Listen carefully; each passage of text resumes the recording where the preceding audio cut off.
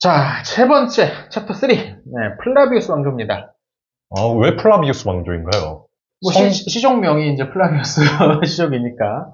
근데 플라비우스는 우리가 앞서 봤던 뭐, 율리우스 시족이나 클라우디우스 시족 같은 어떤 공화정 때부터 이어져 오는 명문 가문은 아니었다고 알려져 있죠. 네. 네, 완전히 이제 신생 어떤, 신참? 신생까지는 그러니까, 새로 생겼다는 의미에서 신생은 아니지만, 전통적인 어떤 명문이 아니라는 차원의 이름에서, 그런 가문에 베스파시아누스가 황제가 되고 베스파시아누스가 황제가 되면서 일찌감치 자기 후계자를 구도를 세우려고 했어요.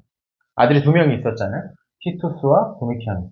자기 맏아들이었던 티투스에게 이제 제위가 넘겨집니다. 티투스는 일찌감치 아버지 따라다니면서 전쟁에 많이 나갔던 아버지와 비슷한 경험들을 이제 해갔던 사람이죠. 이 사람 가장 그게 유대 전쟁에서 가장 유명하죠. 네, 그렇죠, 그렇죠. 예. 성전 없애버린. 그쵸, 차분히 얘기해 봅시다.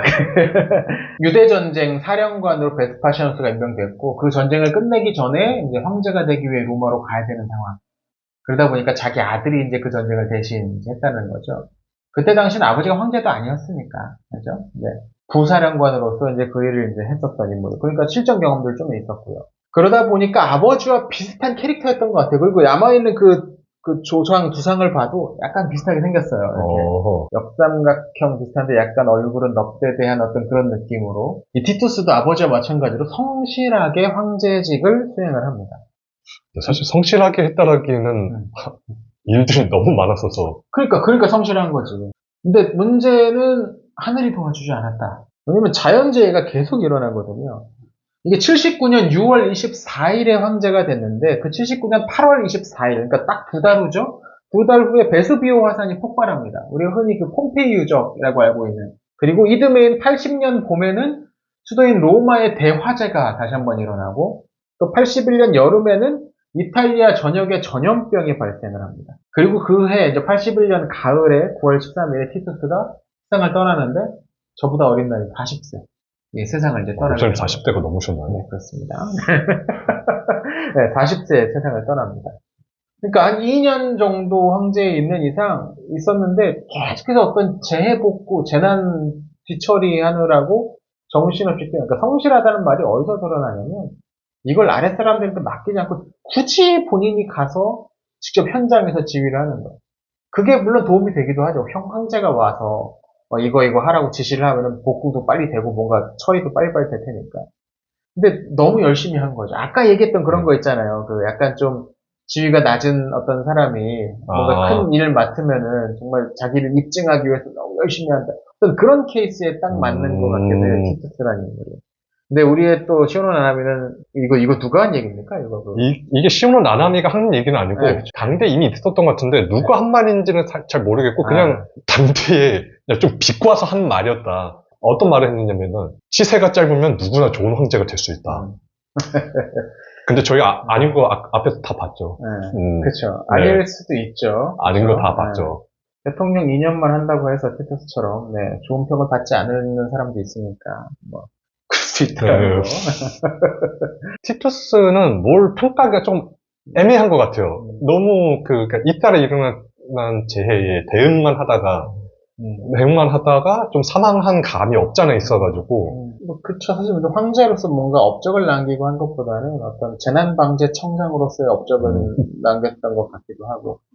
근데 뭐 하기도 어려웠어. 뭐 화산이 계속 터지고 뭐 전염병 터지고 불나고 하는데 뭘 할 수 있어요. 근데 틈틈이 아버지가 했던 거 계속 이어가긴 했던 것 같아요. 그 플라비우스 경기장, 우리가 오늘 콜로세움이라고 부르는 플라비우스 경기장도 계속 아버지가 건축 시작했던 거 계속 그 시기에도 2년밖에 안 됐으니까 뭐 아무튼 건축 계속하고 틈틈이 이제 자기가 해야 될 아버지께서 하던 것들을 계속 이어갔던 경우는 있었던 것 같아요. 이 티투스와 관련해서 이제 재밌는 에피소드 하나는 이 유대 공주와의 로맨스죠. 이게 바로 베레니케라는 여성인데 이 베레니케가 성경에도 나온다는 거. 어디서 나오나요? 사도행전 25장 26절을 보면은 이제 바울이 예루살렘에서 잡혀가지고 당시 유대 총독에게 재판을 받으러 가는데 그때 당시 그 유대 총독이 베스도였어요. 베스도에게 재판을 받으러 갈 때 갈릴리 지역 그 북쪽을 이제 담당하던 아그리파 2세인데요. 아그리파 2세를 초빙을 합니다. 바울은 유대인이니까 유대 전통을 좀 알고 있는 사람을 모셔다가 같이 하자. 근데 아그리파 2세는 완전 친로마파였으니까 로마가 왕으로 세워진 사람이니까 그때 아그리파 2세랑 같이 왔던 사람이 바로 이 베레니케입니다. 성경에는 베레니케 대신 이제 버니게라고 나오는 그 여성, 바로 그 버니게가 아그리파 2세의 누나예요, 누이예요. 그리고 이 베레니케, 이 버니게가 바로 이 티투스와 사랑에 빠진 사람이었다. 이 사랑은 진짜 사랑이었나요? 찐사랑으로 보입니다. 아그리파는 일단 대표적인 친로마파였고, 이게 헤롯 대왕의 이거 자세한 설명은 여러분 초기 기독교의 연대기 07화 아그리파 2세의 등장편 참고하시면 됩니다. 거기에 살짝 나오는 이야기입니다. 아무튼 거기 보면은 초기 헤롯 대왕, 예수님이 어렸을 때 연결됐던 헤롯 대왕이 미리암 1세라는 여성과 결혼을, 이 미리암 1세는 누구냐면 하스모니안 왕조의 딸입니다. 공주입니다. 네. 그러니까 정통성을 얻기 위해서, 자기는 이두메족 출신이잖아요. 헤롯 가문은. 그러니까 이 유대인 가문, 하스모니안 왕조, 마카베 왕조의 왕녀인 미리암과 결혼을 해서 낳은 아들의 딸, 이게 아그리파 1세고, 그 다음에 들어온 게 아그리파 2세고, 이 가문입니다. 그러니까, 피는 또 하스모니안 왕과 피도 살짝 이제 섞이긴 했던 거죠. 멀리긴 하지만. 아무튼, 이 베레니케가 이 당시에 아마, 결혼을 이미 했었던 걸로 알고 있는데, 하다가 이혼을 했던가, 뭐 남편이 죽었던가 해가지고, 동생 왕궁에 와가지고 이제 살고 있었던. 근데 지금 보면 알겠지만, 재판에도 같이 다닐 정도면, 데이트하러 간 거군요. 그러니까 이 총독이 재판하는 자리에 자기 동생인 아그리파 왕과 같이 다닐 정도면 어떤 궁중에서 뭐 조신하게 뜨개질하고 그런 캐릭터는 아니었다는 걸 일단 사실 짐작해 볼 수 있는 거죠. 여기저기 이제 다니면서 외부적인 활동, 공식적인 활동도 하면서 그런 여성인 거죠. 명품을 좋아하는지는 모르겠지만 이제 나이도 좀 많았어. 그래서 나이도 좀 있었어요. 근데 그때 이제 베스파시아누스가 유대 전쟁을 하러 왔을 때 아버지 딸 티투스도 왔었고, 그때 아마 베레니케를 만났던 것 같아요. 유대 전쟁으로 전쟁하라고 보냈더니 여자를 만나고, 물론 전쟁을 안 한 건 아닙니다만. 그 다음에 이제 거기서 만나가지고 서로 이제 썸을 타고 어느 정도 약간 좀 감정적 확인과 교류가 있었나 봐요. 그 다음 베스파시아누스가 얼마 후에 황제가 되잖아요. 황제에게 이제 축하 인사하는 거 있잖아요. 아그리파 1세랑 베레니케 또 같이 가네, 로마에? 굳이? 왜 갔을까요? 데이트하러 가요. 그분을 보러 간 거지. 데이트. 그리고 그때 티투스의 집에 남았습니다. 베레니케가 본국으로 돌아가지 않고. 동생은 본국으로 돌아가고, 이 티투스의 집에 베레니케가 같이 동거를 시작하는 거죠. 결혼은 아직 하지 않고. 그때 이제 문제는 뭐냐면, 이 동방에서 온 공주가 차기 황제 계승자였던 티투스랑 결혼을 하는 것이 옳으냐 그러냐에 대해서 이 로마 민중들 사이에서 분분했던 거죠. 그리고 반대하는 입장이 컸다는 거예요. 왜냐면 우린 앞서 기억을 갖고 있어. 안토니우스가 클레오파트라에게 빠져가지고 클레오파트라가 달라는 유대 속주 그래 줄게 지멋대로 나라의 땅을 땅을 줘 영토를 떼어주고 여자에 휘둘렸던 경험이 있잖아요. 그러니까 수도의 유대 공주랑 이집트 공주는 좀 다르긴 하지만 아무튼 동방의 여인에게 황제가 끌려다니면 뭔 짓을 할지 몰라라는 것에서 어떤 경기장에 갔더니 막 야유를 했다는 거 아닙니까? 티투스한테. 황제가 되기 전이었어요. 원래 아직 계승자 신이었어요. 그때 이제 티투스는 큰 충격을 먹어. 여기서 또 티투스 성격이 드러나는 거야. 이 사람 성실한 사람이야. 성실한 것 같긴 해요. 저렇게 사람들이 싫어한다면 결혼하지 못하겠구나라고 깔끔하게 마음을 정리하지 못했어. 마음을 정리한 건 아닌데 아무튼 결혼하지 않기로 했던 거죠. 그래서 이제 베레니케는 본국으로 이제 돌아갔다고 하죠. 나중에 황제가 된 다음에 베레니케 다시 로마에 왔었다고 하는데 그때도 황제가 됐으니까 마음대로 할 법도 한데 그렇지 않고 그냥 관계는 거기서 끊어졌다는 거. 근데 그 뒤로 베레니케도 이 티투스도 결혼을 하지 않았대요. 티투스는 죽을 때까지. 그래봤자 이제 몇 년 안 되긴 했지만. 그리고 나이가 40세에 죽었으니까 여자는 얼마든지 이쪽으로 지으면은 재혼은 로마는 결혼 재혼 완전 쉬운 나라였으니까 어떤 정치적인 협상의 결과물이었으니까 지체 높은 가문들의 여자들과 결혼하려는 시도가 없었겠냐고. 다 혼담제도 있었을 텐데 본인이 거부했다는 게 아니면은 이건 잘 이해가 되지 않는 상황. 이 당시 로마를 생각해보면. 그러니까 이건 찐사랑이었다. 찐사랑이었다. 참고로 이 티투스가 아까 살짝 이야기했지만 유대전쟁 끝낸 사람이고 최종적인 도장 찍은 사람이고 예루살렘을 파괴했죠.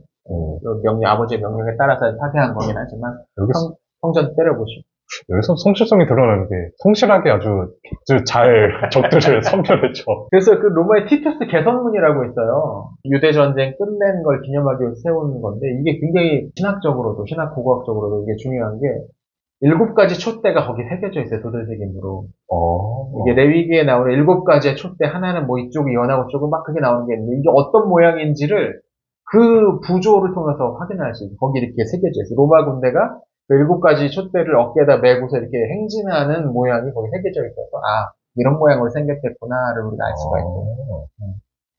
또 한 명, 이 아그리파와 베레니케 이 남매에 또 한 명의 남매가 있었습니다. 누나가 한 명 더 있어요. 누나가 한 명이 드루실라라는 이름입니다. 이 드루실라는 아까 그 총독 벨릭스랑 결혼한 여자입니다. 한 명은 티투스랑 썸을 타고 한 명은 유대 총독인 벨릭스랑 결혼을 한 여자. 그 바울 재판 때 이 드루실라도 나옵니다. 이름 본 것 같아요. 네, 나옵니다. 통독 임기를 마치고 이 벨릭스랑 드루실라 이제 본국으로 돌아갔는데 돌아갔다가 하필 베수비오 화산 폭발 때 죽어요. 그 근처에서 이제 그 근처가 그 별장이 많았다고 하더라고요. 거기서 아마 머물다가 그 화산 폭발 때 사망했다. 이렇게 이제 알려져 있죠. 자세한 내용은 아까도 말씀드렸지만 초기 기독교 연대기 제7편 아그리파 2세 등장편 보시면 이 부분 좀 더 설명해 드리겠습니다. 구독, 좋아요. 네. 그리고 이제 티투스가 이렇게 이제 2년 만에 죽고 나서 황제가 된 건 티투스는 뭐 아들이 없었으니까 그 동생이었던 도미티아누스였습니다. 도미티아누스가 전 처음 읽을 때 기록 말살형에 처해졌다 막 그렇게 하잖아요. 네. 기록 말살형이면 로마에서 공화정 시대도 마찬가지지만 어떤 한 남성에게 있어서 가장 강력한 벌이었다, 처벌이었다. 뭐 이렇게도 얘기를 해요. 그러니까는 쉽게 말하자면 그 사람이 이 세상에 살아 있었다는 모든 증거를 다 없애버리는, 모든 기록을 다 없애버려서 이 사람이 존재했다라는 것조차 없애버리는 그런 이제 형벌인 거죠. 뭐 공문서 같은데 뭐 이름 적혀 있으면 그 사람 이름 지워버리고 또 어디 뭐 그런 거 판 같은 거 명판 같은 거 붙이냐 뭐 도로를 뭐 새로 냈다든지 보수를 했다든지 그러면 다 이제 공공 건물을 뭐 만들었다든지 그러면 거기에 그 이름 부분을 다 정으로 쪼개버린다는 거죠. 그 이름을 쪼개버리고 공문서에 남아있지 않게 되는. 왜 그렇게 되냐? 그래서 난 이 사람이 되게 나쁜 짓 많이 하는 형제인 줄 알았어요. 저도. 근데 정작 읽어보면 그렇게 나쁜 짓을 많이 한 것 같지도 않아. 그러니까 말체호가 안 좋아서 그런 거지. 그러니까. 뭐 좀 약간 화려하고 약간 좀 귀족적인 면이 살짝 있긴 했는데, 나라는 잘 통치했더라고요. 가장 중요한 게 뭐, 게르마니아 방벽 건설을 이 사람이 시작을 했잖아요. 이거는 이후 그 로마의 어떤 방위선 확립에 있어서 아주 탁월한 선택이었다고 이제 인정이 됐던 거잖아요. 게르마니아 방벽이 뭐냐면 유럽의 중부에 보면 라인강이 이제 북쪽으로 쭉 흘러가고 도나우강은 흑해 쪽으로 이제 동쪽으로 이제 빠져갑니다. 이제 라인강의 상류랑 도나우강의 상류 사이에 공간이 떨어져 있어요. 로마는 이 강을 방위선으로 삼았기 때문에 이 육지 남는 부분을 어떻게 처리해야 될까가 이제 고민이었는데 이 부분을 벽을 쌓자. 그럼 강이 없으면 거기다가 거기를 포함하는 벽을 쌓아가지고 거기로 지키자. 그래서 북쪽을 완전히 이제 탄탄하게 만든 핵심적인 걸 한 거. 이런 거 보면 전략적인 사고도 충분히 할 수 있다. 군대가 뭔지도 좀 어느 정도 알고는 있었던. 직접으로 뭐 군대 나가진 않았지만. 또 병사들 봉급을 오랜만에 인상해줬다고 하더라고요. 중요하죠. 네, 이거 중요해요. 왜 너무 오랫동안 인상이 안 됐어요. 그리고 옛날에는 외부로 전쟁을 하러 나갔으니까 전쟁을 하러 나가면 전리품을 획득하고 그걸 나눠받을 수 있으니까 보너스죠. 근데 지금은 방어잖아요. 개념이 바뀌었잖아요. 방어. 티베리우스 이후로 우린 더 나가지 않는다. 그러면 전리품을 얻을 기회가 없는 거예요. 그러니까 봉급밖에 얻을 게 없는 거예요. 옛날엔 봉급을 조금 받아도 추가 상여금이 많은 상황이었는데 이제는 봉급도 적은데 상여금이 들어올 때가 없게 되니까. 그러니까 그걸 좀 늘려줬어요. 그렇다고 뭐 엄청나게 많이 늘려준 건 아니더라고요. 또 서민 전용 체육시설인 도미티아누스 경기장을 만듭니다. 그 뒤로도 도미티아누스 경기장이라고 계속 이름이 남았다고 하더라고요. 서민들이, 왜냐면 기록 말살형이면 그 이름도 없애버렸어야 되는데 서민들이 야 우리를 위해서 지어준 건물인데 니네가 뭘 마음대로 이름 바꾸려고 하냐 가지고 극렬 반대해가지고 유일하게 이게 남았다고도 하고. 행정적인 면에서 또 하나 한 게 뭐냐면 원로원의 권력을 좀 줄이고 기사계급의 권력을 좀 늘려줬다. 이게 이제 화근이 아니었나. 그치. 이게 이제 악평. 왜냐면 기록 말살형이고 뭐가 다 원로원에서 결의를 하는 거니까.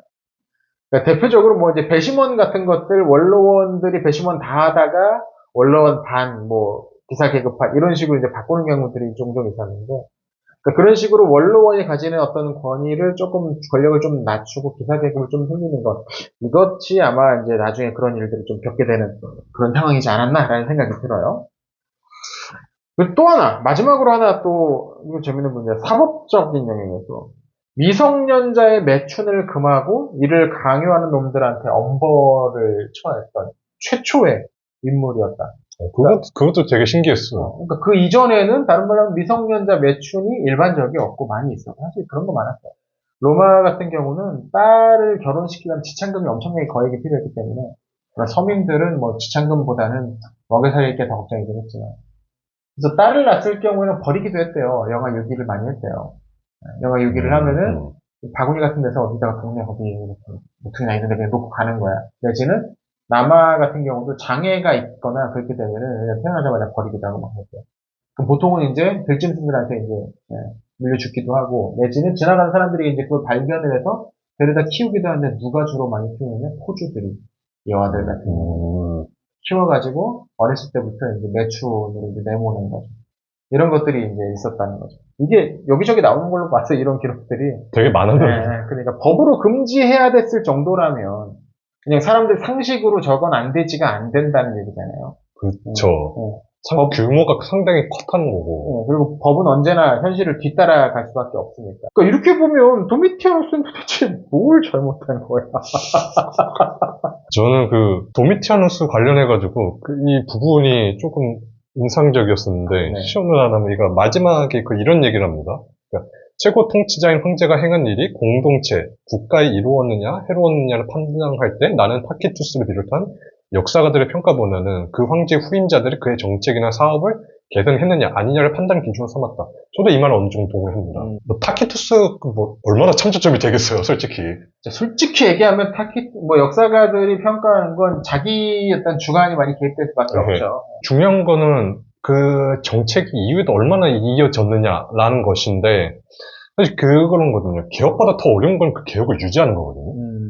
그런데 그런 점에서 도미티아누스의 정책이 상당히 중요했었다는 거고 이어졌다는 점. 그거 못지않게 그것을 이후의 황제들이 어떻게 이어갔느냐라는 것도 좀 되게 중요하다. 좀 그러니까 봐야 될 것 같아요. 도미티아누스의 정책은 방금 이야기한 그런 차원에서 계속 뒤에도 많이 이어진 것들이 많았기 때문에 그렇게 보면 그 사람의 어떤 황제의 통치 능력으로서는 좋은 점수를 받아도 될 것 같은데 그럼 왜 악명을 얻었는지 아까도 살짝 얘기했지만 결국 원로원과의 갈등, 원로원의 어떤 권력을 조금이라도 줄여보려고 하는 그런 시도 때문에 생겼다라고 봐야겠죠. 이제 그 트리거가 뭐냐면 83년 가을에 종신감찰관의 취임을, 로마인 이야기에서 종신재무관이라고 표현을 하는데, 저희 이거는 또 로마인 이야기 부록에 로마의 여러 가지 관직들을 설명한 게 있습니다. 이거 참고하시고요. 네. 이 감찰관, 이 로마인 이야기에서는 재무관이라고 이 직책은 두 명을 뽑는데, 집정관을 역임한 사람들 중에서 뽑는 게 보통이었다라고 얘기합니다. 왜냐하면 이 감찰관의 권한 중에 원로원 의원의 자격을 평가하는 게 있었어요. 이 사람은 원로원 의원이 될만하다. 그럼 원로원 의원을 새로 들여보내주고 안 된다고 원로원도 하는 사람들 박탈시키기도 하고 이런 사람이었단 말이에요. 굉장히 권한이죠, 권한이라면. 예. 근데 종신감찰관이라는 직책을 만들었어요. 이게 유독 눈에 띄어. 왜냐면 앞선 황제들, 예를 들어 베스파시아누스도 그냥 자기가 감찰관에 매년 취임했어요. 이게 임기가 2년인가 그랬어요. 그래서 자기가 그냥 그때마다 취임했어요. 그래도 됐어요. 근데 도미티아누스는 종신감찰관이라는 직책을 새로 만들어서 그 자리에 올랐어요. 이게 이제 원로원을 자극했던 것 같아요, 일단. 그런 측면 분명히 있겠죠. 왜 굳이 긁어부숨을 만드느냐. 그렇죠. 원래 그런 거지. 칼은 칼집에 있을 때가 더 무섭다. 뺄지도 모른다는 느낌을 줄 때 상대가 쪼는 건데, 빼서 해버리면은, 상대는 피할 때를 찾겠죠. 그러니까, 약간 그게 좀 그래. 물론 어떤 부패 세력들, 이런 것들 좀 숙청하려는 생각도 있었을지도 모르겠고, 종신 감찰관, 이게 좀, 카이사르도 종신 독재관 하면서. 종신이 가장 문제였던 게 아니었어. 근데 또 암살된 것도 한참 후에야. 10년 훨씬 넘었어요. 도미티아누스가 제법 또 오랜 기간 통치를 할 수 있었고, 그래서 어느 정도 업적도 좀 남길 수 있었던 건데, 96년 9월 18일에 도미티아누스가 암살됩니다. 근데 시원한 알에 따르면 이 암살범이 군대도 아니야. 군대 지지 아주 좋았어. 연봉도 올려주고, 처우도 개선해주고 원로원이 그렇다고 나서가지고 암살에 개입한다라는 뭐 증거가 별로 없었나 봐요. 뭐 시민들이 그럼 반발을 일어나서 막 폭동이 일어나느냐? 그것도 그런 거 아니에요. 아니고. 아까도 얘기했지만 막 경기장도 막 서민들을 건설해주고 막 나름 신경 썼단 말이에요. 쇼는 안 하면 아내가 죽였다. 라고 얘기해요. 여기 이제 또 뭐 사연이 있죠. 이 아내가 이제 도미티아인데 도미티아가 누구냐면 코르불로의 딸입니다. 코르불로는 또 누구냐면 네로가 임명했던 동방 최고 사령관이었어요. 그 파르티아와 전쟁에서 우세를 해가지고 협상을 통해서 로마의 좀 우위에 이 또 협상을 평화협정까지 맺었다. 아주 유능한 장수죠. 근데 둘이 이제 죽고 못 살고 처음에 궁합이 잘 맞았던 것 같은데 그 계기로 해서 떨어지게 돼요. 이혼을 해요. 사실 이혼을 해요. 결혼한 지 몇 년 후에. 이혼을 하고 나서 조카 딸을 황궁에서 이제 지내는데 왠지 도미티아노스랑 조카 딸 사이에 뭔가 좀 썸씽이 있는 것 같은데 이게 또 보기 안 좋았는지 이혼했던 도미티아랑 다시 재혼을 해요. 복잡해. 복잡하지. 근데 이때 황궁의 여자가 둘이고 도미티아랑 도미티아노스의 조카 딸과 이걸 이제 도미티아에서 쇼는 아니 서술은 그래 아마 이게 이제 약간 질투를 좀 불러일으키지 않았을까. 치정 싸움이다. 네, 그런 쪽으로 네, 이제 그런 쪽으로 하는 건데. 근데 윤영재는 좀 다른 게 본다면서요? 아, 근데 이건 꽤, 아내가 실제 죽였는지 아닌지가 당대부터 약간 좀 논란이 있었었고, 이걸 최초로 주장한 사람이 수에토니우스라는 사람이거든요. 그 야사 많이. 예, 그 사람, 야사 많이, 썰 많이 푸는 그 아저씨. 연구자들 중에서는 아내가 가담했다라고 보는 측이 예전엔 좀 더 강했던 것 같고, 최근에는 별로 그거 아닌데, 근위대도 여기에 연결될 수도 있고, 원로원, 좀 안에, 좀 복합적으로 가담했을 수 있다. 그렇게 이제 결국 이제 도미티아노스가 죽고 났는데, 그 직후에 원로원이 이때다 싶었는지 기록말살형을 결의를 합니다. 난 아직도 왜 그랬는지 잘 모르겠다. 이 책만 가지고는. 뭐 다른 연구서가 뭐가 있는지는 모르겠는데. 있을 것 같긴 한데, 쌓인 게 많았나? 나쁜 짓을 그렇게 할 것 같지는 않은데, 원로원을 공격을 하면 이렇게 된다. 이게 무섭습니다. 네. 우리도 어떤 권력기관을 공격하면 패자망신하잖아요. 이런 것들이 참 권력 가진 사람들이 무서워요.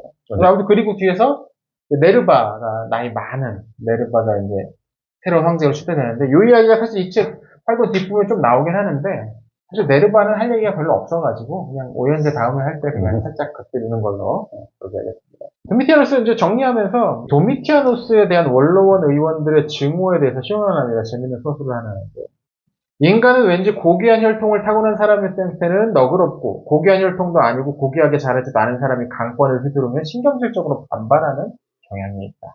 이게 진짜로 그런 거 같아요. 맞아요. 정말 맞아요. 실제로 그랬다는 대기업 무슨 회장이 뭔가 나쁜 짓을 했으면 욕은 하겠지. 근데 또 한편에서는 얼마나 힘들겠냐. 얼마나 스트레스가 있겠냐. 그런 걸 좀 풀어야 되니까.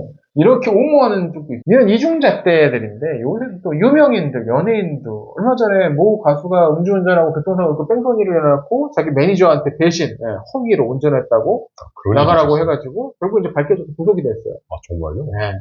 당연히 욕 엄청나게 먹죠. 왜냐면 운전자 바꿔치기에, 그리고 심지어 또 뭐였냐면, 자기가 음주운전을 했기 때문에 술 마신 걸 들키지 않으려고, 나중에 이제 검사는 술을 더 마셨대. 그때 당시 술이, 알코올 수치가 얼마인지를 파악이 안 되니까. 그냥 막 마시는 거. 수사방해네요? 네, 수사방해죠. 수사방해도 아주 음주운 사고도 일으켰죠. 운전자도 바꿔놨죠. 완전 악질이잖아요.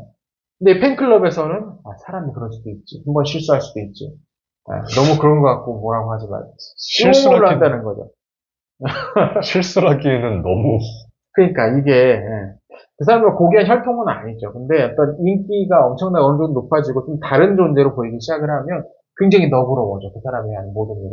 원로원이 보기에 저 플라비우스 가면 좀 쩔이 있죠. 듣보잡.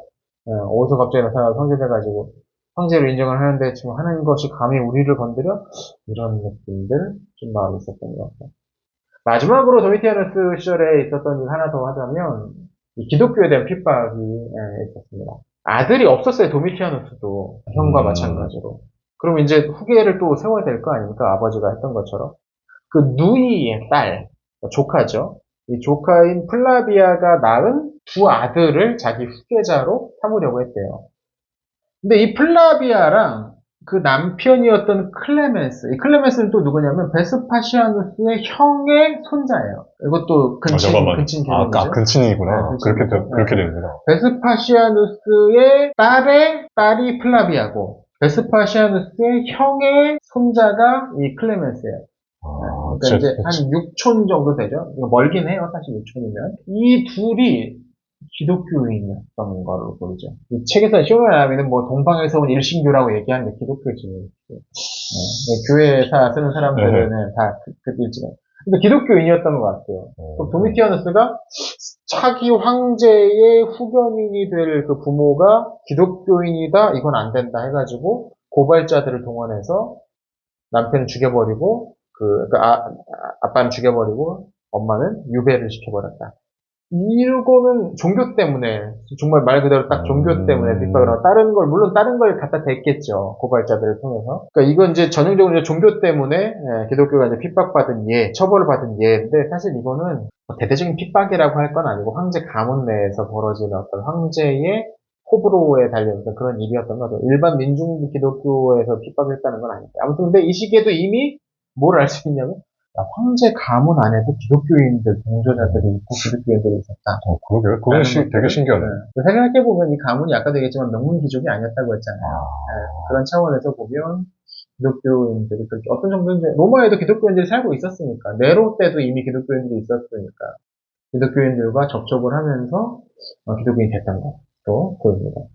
어쩌면 이것 때문에 이 도미티아누스에 대한 악평이 좀 더 오래 남은 건 아닐까라는 생각도 잠깐 해봅니다. 기독교인에 의해, 기독교 이후의 기독교 역사 소스에 의해서. 물론 이 사람을 기록만 쓰는 처음의 기독교인들은 아니었지만, 그런 것 때문에 좀 오래 남은 건 낫지 않을까. 자, 이렇게 오늘은 그 로마인 이야기 8권 위기와 극복 이야기를 좀 해봤네요. 1세기 후반에 로마가 아주 정신없이 털렸던, 내부적으로 털렸던 그런 일이 있었고, 이제 플라비우스 가문의 베스파시아누스에서 어느 정도 정돈되는 그런 이야기. 그리고 바로 이어서는 게 아까 살짝 언급했지만 오현제 시기. 다음 책에서는 바로 그 5명의 현명한 황제들, 유능한 황제들이 어떤 일을 했는지를 한번 살펴보도록 하겠습니다. 얼마나 현명했을지. 자, 그럼 오늘 영상은 여기서 마치겠습니다. 시청해주셔서 감사합니다. 감사합니다.